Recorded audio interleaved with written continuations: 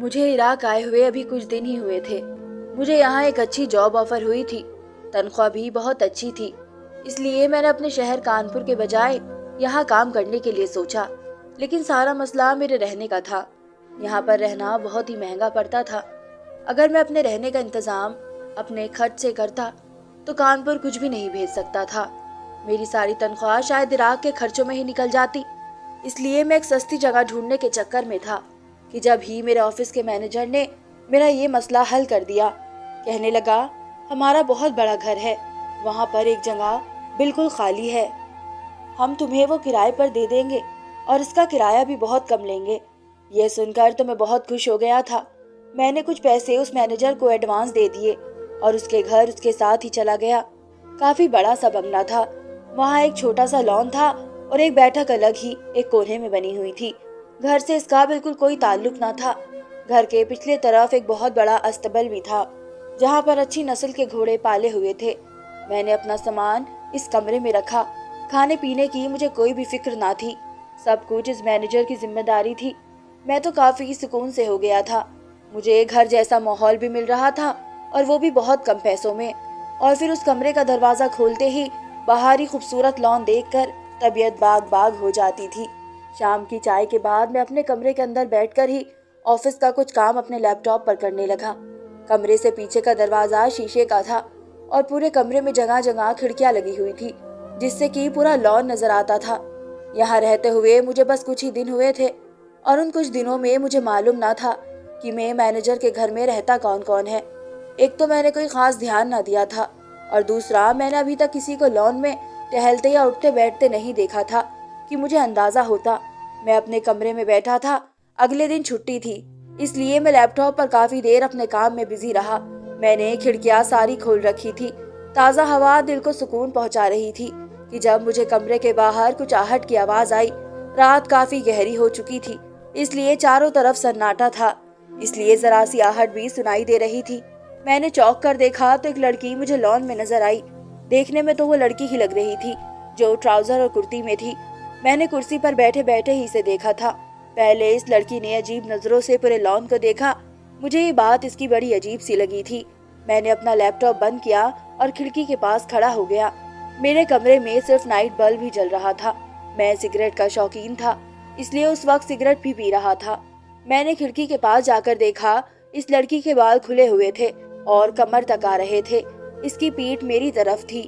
میں اس کا چہرہ نہیں دیکھ پایا تھا، لیکن اس کے ہاتھوں کی سفید رنگت کو دیکھ کر سمجھ گیا تھا کہ لڑکی خوبصورت ہوگی۔ لیکن رات کے اس وقت وہ لان میں کھڑی کیا تاکا جھاکا کر رہی تھی۔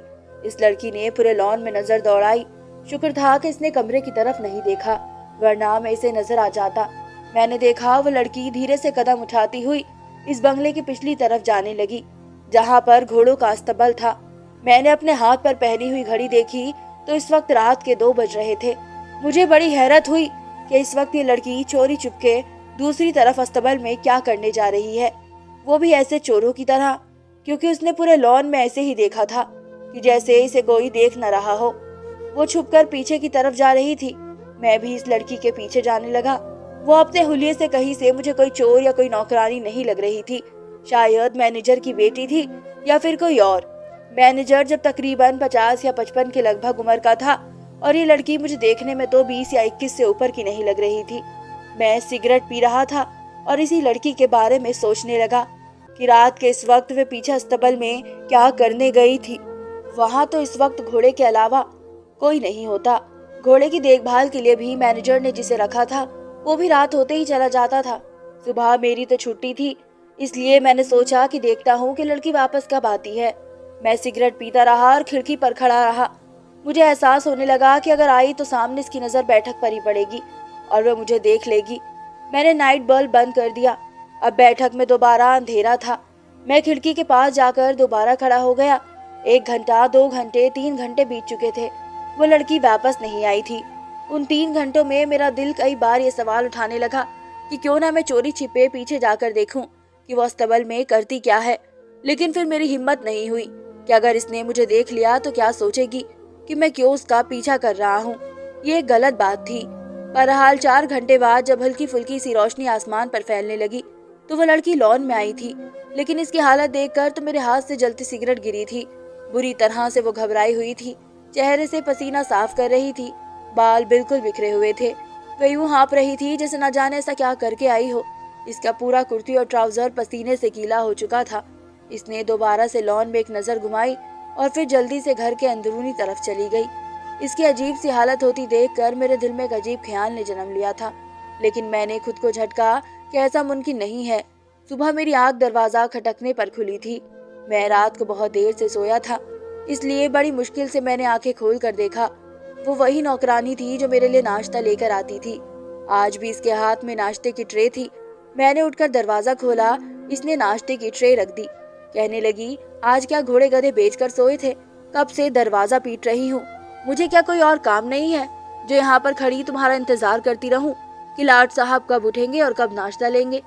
नौकरानी के तेवर काफी बिगड़े हुए थे।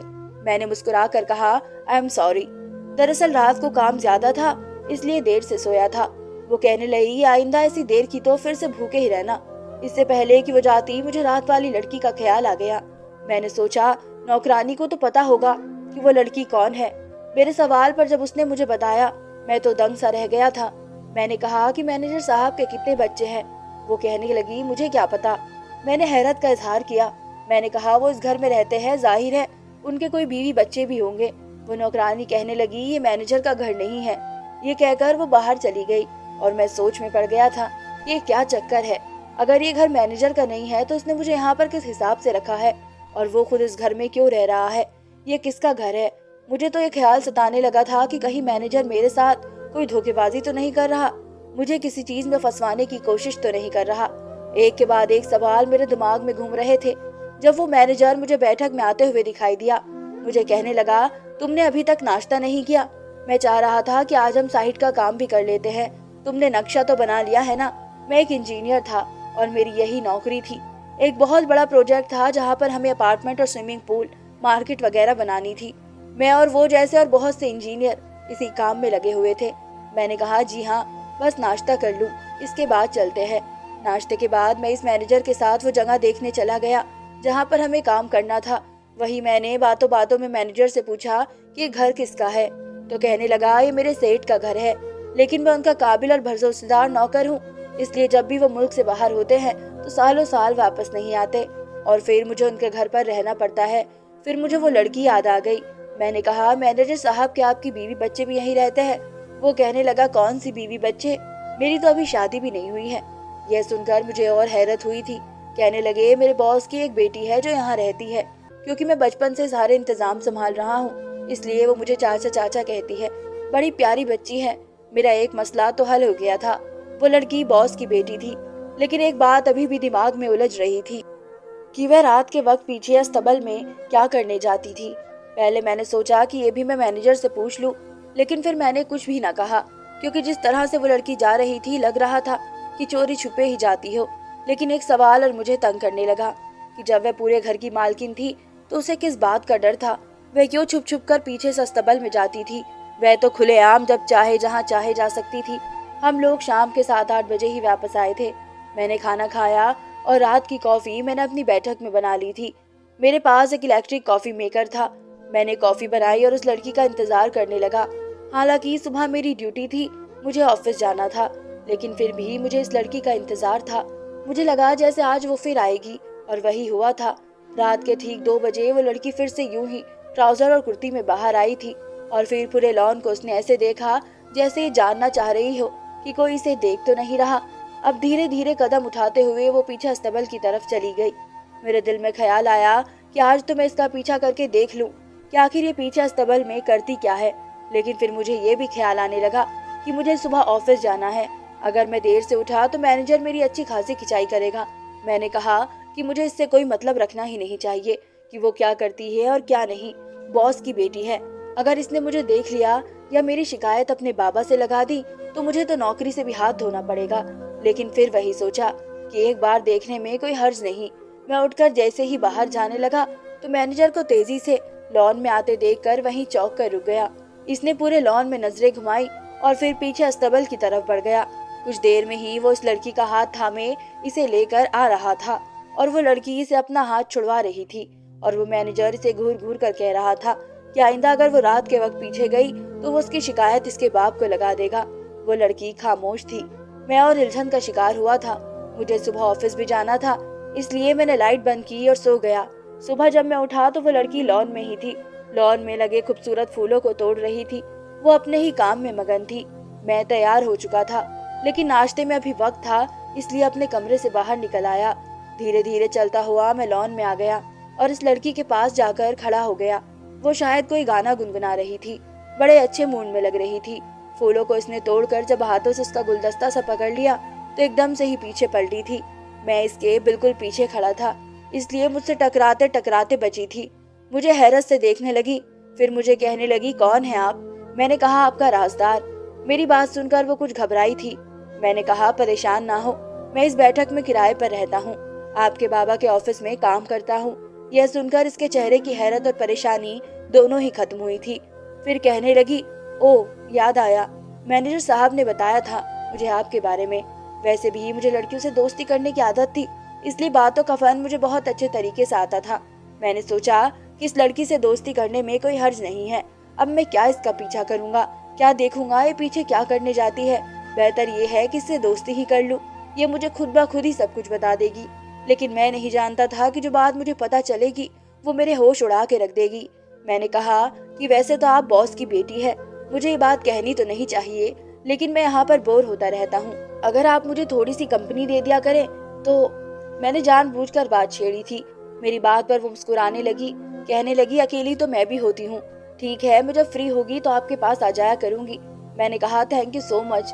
यहीं से हमारी बातों का सिलसिला चल निकला था। अक्सर वो शाम के वक्त ही मेरे कमरे में आ जाती थी। मुझसे मेरे कानपुर के बारे में पूछती, कभी इधर उधर की बातें करती रहती, कभी कुछ पूछती कभी कुछ। काफी बातूनी किस्म की लड़की थी। बहुत जल्द मुझसे फ्री हो चुकी थी। लेकिन जब मैंने इससे ये पूछा कि आपको घोड़े कैसे लगते हैं तो उसके चेहरे पर अजीब से रंग आकर गुजरे थे। कहने लगी, मुझे घोड़ों से बेहद मोहब्बत है। मैंने कहा, जब ही तो रात को आप अस्तबल में जाती हैं। इसके चेहरे का रंग एकदम से उड़ गया था। कहने लगी, तुम मेरा पीछा करते हो, मुझ पर नजर रखते हो। वो इस कदर गुस्से में थी कि मैं तो बौखला कर रह गया था। मैंने कहा, नहीं नहीं, ऐसी बात नहीं है।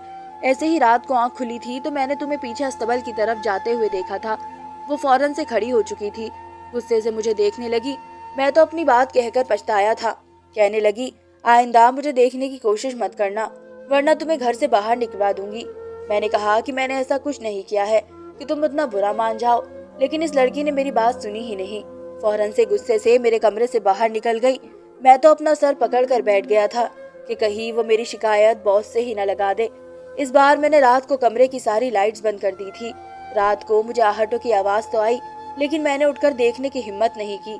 लेकिन एक सवाल मेरे अंदर मुझे बेचैन कर रहा था, वो ये कि वे पीछे करने क्या जाती है। लेकिन इससे बात पूछकर मैंने अपने पैरों पर खुद ही कुल्हाड़ी मार ली थी। अब तो वो मुझसे चौकन्नी रहने लगी थी। इसके बाद अगले ही दिन ऑफिस से वापस आने के बाद मैं अपने कमरे में बढ़ गया। मैं सोच चुका था कि मैं इस लड़की से दोस्ती कर लूंगा। मुझे वाकई इसके मामलों में दखल अंदाजी नहीं करनी चाहिए थी और ना ही इससे कुछ पूछना चाहिए था। मैं इस इरादे से जब घर में दाखिल हुआ, नौकरानी से पूछा कि मुझे बॉस की बेटी से मिलना है, मुझे उनसे बात करनी है।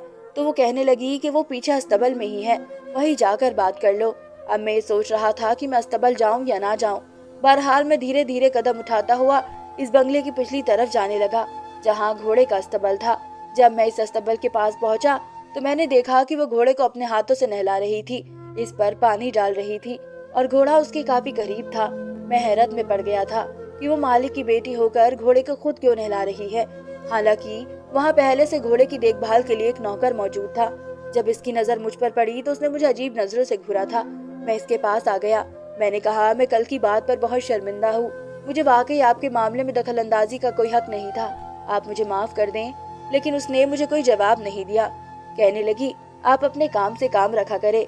मैंने कहा कि प्लीज मुझे माफ कर दें, मैं वाकई ही बहुत शर्मिंदा हूँ। वो कहने लगी कि आपको शायद इस बात का डर है कि कहीं मैं आपकी शिकायत अपने बाप से न लगा दूं और कहीं वो आपको नौकरी से न निकाल दे। बस आप इसलिए मुझसे दोस्ती कर रहे हैं। बात इसकी बिल्कुल सही थी। मुझे यही डर लग रहा था कि कहीं वो अपने बाप से कुछ कहना दे। इसके मुंह से सुनकर मैंने फौरन से इनकार कर दिया। मैंने कहा, नहीं नहीं, ऐसी कोई बात नहीं है।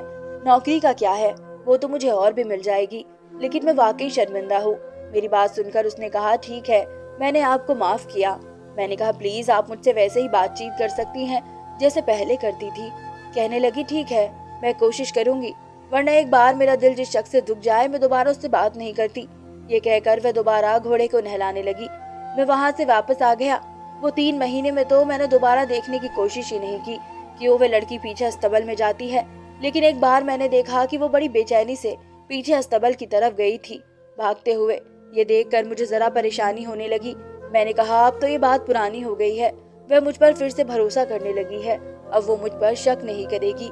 बस एक बार मुझे ये देखना था कि वो पीछे जाती क्यों है, और वो भी रात के इस वक्त। मैंने अपने कमरे का दरवाजा खोला और धीरे से चलता हुआ पीछे अस्तबल की तरफ जाने लगा कि मेरे पाँव लड़की की सिसकियों की आवाज सुनकर वही थम से गए थे। वो रो रही थी। वो क्यों रो रही थी? मैंने धीरे धीरे अपने कदम आगे बढ़ाए। जैसे ही मैंने अस्तबल की तरफ देखा तो मेरे होश उड़ के रह गए। मैंने अपने मुंह पर हाथ रख दिए और अपने कमरे में वापस आ गया और अपने कमरे में जाकर दरवाजा भी बंद कर लिया। ये क्या था जो मैं देख कर आ रहा था? मेरा दिमाग बिल्कुल काम करना छोड़ दिया था। मैं सोच भी नहीं सकता था कि वो लड़की रात के इस वक्त पीछे अस्तबल में जाकर ये काम भी कर सकती है। कुछ ही देर बाद मेरे कमरे का दरवाजा खटका था।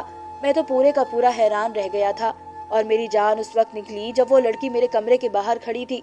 मुझे यही डर हुआ कहीं वो मुझे देख न चुकी हो। मेरे कमरे में इस वक्त बिल्कुल अंधेरा था। मैंने कुछ देर बाद उसका दरवाजा खोला और आंखों को यूं मसला जैसे कि मैं नींद से जागा हूँ। वो अंदर आई और कहने लगी, तुम फिर मेरे पीछे आए थे ना? मैंने कहा, नहीं, मैं भला आपका क्यों पीछा करूंगा। कहने लगी, मुझे लगता है वो मैनेजर का बच्चा मेरे पीछे पड़ गया है। मुझसे कहने लगी कि मैनेजर अच्छा आदमी नहीं है। ये बात मैंने हैरत से सुनी थी। कहने लगी कि मैं इससे पीछा छुड़वाना चाहती हूँ, लेकिन मैं इसलिए चुप हूँ क्योंकि इसने मेरे बाप का सारा काम अपने काबू में कर रखा है और मैं अभी सिर्फ 12वीं क्लास में हूँ। जब तक मैं खुद बिजनेस संभालने जितनी नहीं हो जाती, इसको बर्दाश्त करना मेरी मजबूरी है। लेकिन मुझे लगता है जैसे अंदर ही अंदर मेरे बाप की हर चीज पर कब्जा करने लगा है। मैंने कहा, तो फिर आपको चाहिए कि आप अपने बाप से बात करें। ये बात सुनकर वो आंसू बहाने लगी थी। कहने लगी कि तुम सच नहीं जानते। कभी कभी तो दिल चाहता है कि मैं तुम पर भरोसा कर लूं और तुम्हें सच बता दूं। मैंने कहा कि आप मुझ पर भरोसा कर सकती हैं। उसने मेरा हाथ पकड़ा और मुझे पीछे अस्तबल में ले गई। कुछ देर पहले मैंने इसे घोड़े के अस्तबल में जाते देखा था। इसने अपने घोड़े को खोलकर इसे एक कोने की तरफ बांध कर नीचे बैठ गई, लेकिन वहां से मुझे सिर्फ घोड़ा ही नजर आ रहा था क्योंकि नीचे लकड़ी का जाला था।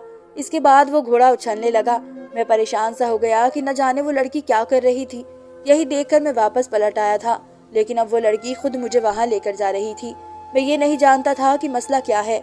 मैं इस लड़की के बारे में बुरा सोच नहीं सकता था क्योंकि वह ऐसी थी नहीं, लेकिन न जाने वो उस वक्त क्या कर रही थी। लेकिन ये राज भी मेरे सामने खुल गया था। वो मुझे अस्तबल की दूसरी तरफ ले गई। वहाँ इसने घोड़ा पहले से ही बांधा हुआ था और वो घोड़ा आंसू बहा रहा था, थोड़ा उछल भी रहा था। मैंने कहा कि इसे क्या हुआ है? कहने लगी, यहाँ मेरे बाबा की कब्र है। यह सुनकर तो मैं चुप सा रह गया था। मैंने कहा, आपके बाबा मर चुके हैं? लेकिन वो मैनेजर तो। वो कहने लगी, अगर इस मैनेजर को ये खबर हो गई कि मेरे बाबा मर चुके हैं तो वो हर चीज अपने नाम कर लेगा। मैंने अपने बाबा की मौत का किसी को नहीं बताया। वो रात के टाइम ही मर गए थे। ये 2 साल पुरानी बात है। मैंने अपने बाबा को यहाँ दफना दिया था। बस ये घोड़े जानते हैं कि मेरे बाबा मर चुके हैं। मैंने इस मैनेजर से यही कहा है कि मेरे बाबा बाहर मुल्क गए हैं। मुझे बस अपनी पढ़ाई पूरी होने का इंतजार है, जब मैं इसके हाथ से सब कुछ ले लूंगी। लेकिन ये बार बार मुझे पावर ऑफ अटर्नी के पेपर साइन करने के लिए कहता है कि जब तक आप बड़ी नहीं हो जाती सारे मामलात मेरे हवाले कर दें। अपने बाबा का खौफ दिला देती तो ये चुप हो जाता। मैं यहाँ पर अपने बाबा की खबर पर आती हूँ, उनके साथ बैठकर बातें करती हूँ और ये घोड़े मेरे बाप से बहुत प्यार करते थे, इसलिए उनकी खबर पर आते ही ये रोने लगते हैं। ये सब जानकर मुझे बहुत अफसोस हुआ था। मैंने इस लड़की की मदद यूं की थी कि इससे शादी कर ली और उसके कारोबार को खुद संभालना शुरू कर दिया था। धन्यवाद दोस्तों।